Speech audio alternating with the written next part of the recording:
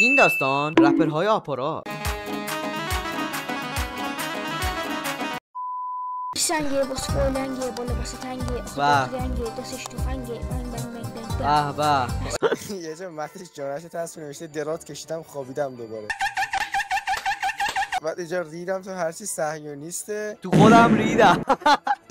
رشته هرچی سنگه واسه پای لنگه بالا واسه تنگه دستش تفنگه بنگ بنگ بنگ بنگ بنگ بنگ بنگ بنگ بنگ. بس بودم شیشه نیسان و مالیدم شب خونه دایینا خوابیدم از ترس خودم شاشیدم.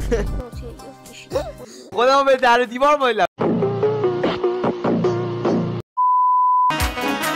سوتیا هر وقت گفتم آماده باشم. یه بازیه مثل که آهنگ میسازه وایسا. بشین و ببین تا آخرش میکنم رپ من میکنم رپ بیتش قشنگ داره. آره لایک سابسکرایب فالو یاد وسطی رپ لایک سابسکرایب یادت نره.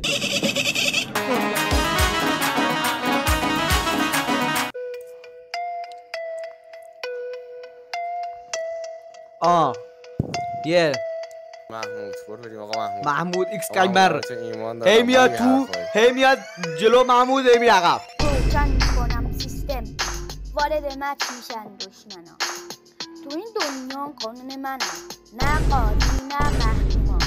محمود ایکس گیمر کد نامه یه ارتش تو بازی مثل طولابی فقط حرف نمیزنم با یک کلیک میری بیرون. آقا دوستان من از شما معذرت میخوام که اینقدر ویدیو کوتاه بود ولی نگران نباشید این ویدیو پارت 2 داره. اگر پارت 2 این ویدیو میخوای حتما تو کامنت ها بهم بگو که هفته بعد پنجشنبه ساعت 3 پارت 2 تو جی بده. بوس به کلت.